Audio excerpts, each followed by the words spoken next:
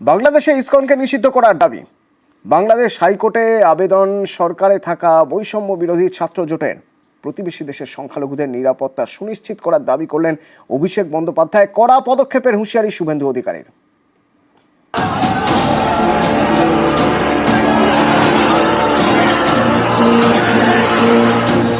বাংলাদেশে ইসকনের সন্ন্যাসী গ্রেফতার, তারপরেই অশান্তি, দিকে দিকে সংখ্যালঘুদের ওপর অত্যাচারের অভিযোগ।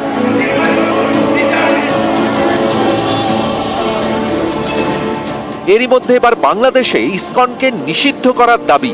ইসকনকে নিষিদ্ধ করার দাবি জানিয়ে বাংলাদেশ হাইকোর্টে আবেদন বৈষম্য বিরোধী ছাত্র জোটের। বাংলাদেশ হাইকোর্টে এই মামলা শুনানিতে অ্যাটর্নি জেনারেল বলেন, ইসকন ধর্মীয় মৌলবাদী সংগঠন।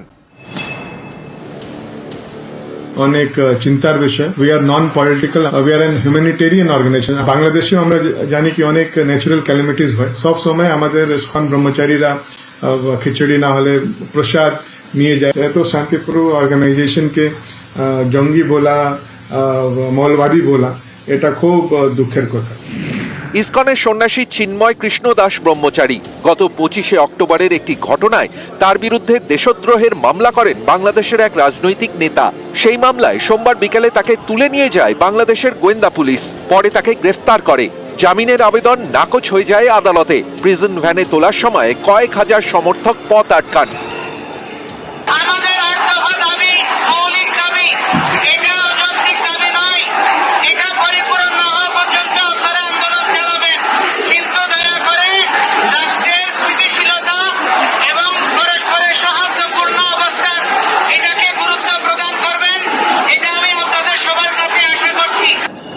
বিক্ষোভকারীদের ছত্রভঙ্গ করতে লাঠি চালায় পুলিশ। পুলিশের লাঠির আঘাতে বেশ কয়েকজন আহত হন। এদিকে ইসকনের সন্ন্যাসীকে গ্রেফতারের প্রতিবাদে দিকে দিকে পথে নামেন বাংলাদেশের সংখ্যালঘুরা। এরপরেই বাংলাদেশ জুড়ে সংখ্যালঘুদের উপর হামলা, অত্যাচারের নানা অভিযোগ সামনে আসতে শুরু করে। এই আন্তর্জাতিক ইস্যুতে বিজেপি তৃণমূল দুপক্ষই নিন্দায় সরব হয়েছে। বাংলাদেশ নিয়ে প্রথমত এটা রাজ্যের বিষয় নয়, এটা দেশের বিষয়। আমাদের দলের অবস্থান একাধিকবার স্পষ্ট করেছে যে যেই অবস্থানই সেন্ট্রাল গভর্নমেন্ট নেবে যে কোনো আন্তর্জাতিক বিষয়, সেটাকে দলগতভাবে তৃণমূল কংগ্রেস সমর্থন করবে দেশের স্বার্থে। কিন্তু যে ঘটনা ঘটেছে একেবারে সমর্থনযোগ্য নয় এবং অত্যন্ত দুর্ভাগ্যজনক এবং নিন্দনীয়। এদিন বেগবাগানে বাংলাদেশ ডেপুটি হাই কমিশনের অফিসে ডেপুটেশন দেয় বিজেপি।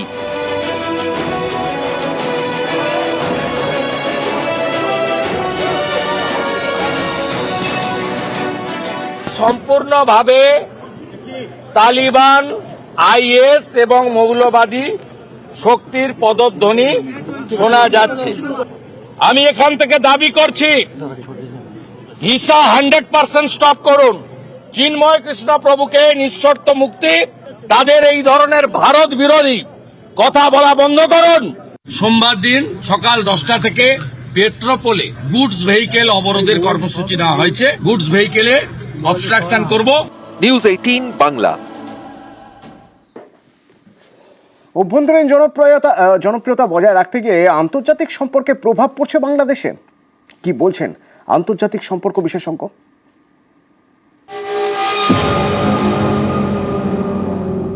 সম্পর্ক যথেষ্ট খারাপ এবং এটা শুধুমাত্র এই ইসকনের ব্যান হওয়া নিয়ে বা এই যে রিসেন্ট যে ক্রাইসিস সেটা নিয়ে নয়।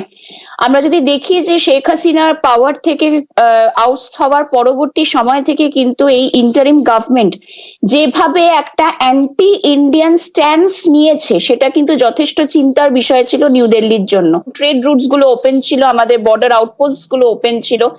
সেই জায়গাটা আমার মনে হয় কোথাও গিয়ে আবার আঘাত পেয়েছে এই রিসেন্ট যে রিলিজিয়াস ক্রাইসিস হয়েছে। বাংলাদেশের তো ক্ষতি ডেফিনেটলি, তার কারণ হচ্ছে বাংলাদেশের অর্থনীতির অনেকটা কিন্তু ভারতের ওপর ডিপেন্ডেন্ট। কিন্তু ভারতের জন্য মাথা ব্যথার কারণটা যেটা হবে সেটা হচ্ছে পাকিস্তানের ইনফ্লুয়েন্স বাংলাদেশে অনেক বাড়বে।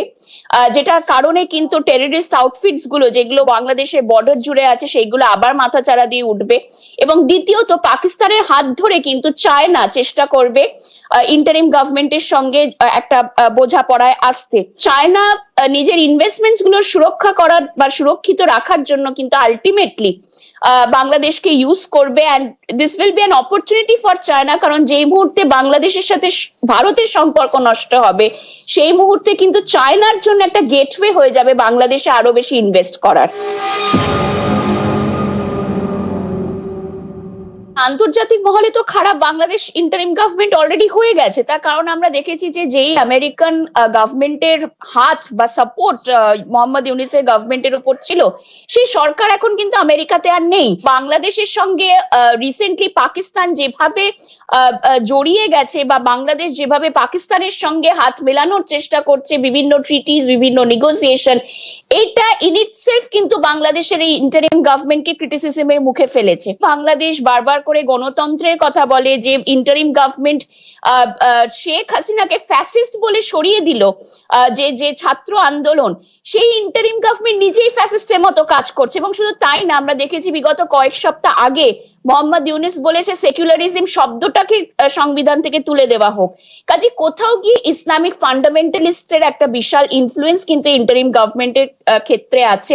একটা বিষয় আমাদের বুঝতে হবে যে ইসকন বা অন্যান্য ভারত সেবাশ্রম বা রামকৃষ্ণ মিশন, এই যে অর্গানাইজেশন গুলো আছে, এগুলো কিন্তু ভারতীয় অর্গানাইজেশন নয়, এগুলো ইন্টারন্যাশনাল অর্গানাইজেশন। কাজে শুধুমাত্র ভারতের পক্ষ থেকে স্টেটমেন্ট নয়, রাদার আমার মনে হয় যে এইটার সময় যেখানে একটা ইন্টারন্যাশনাল প্রেশার কিন্তু বাংলাদেশের গভর্নমেন্টের উপর ক্রিয়েট করতে হবে, বিভিন্ন ডিপ্লোম্যাটিক চ্যানেলস ওপেন করতে হবে।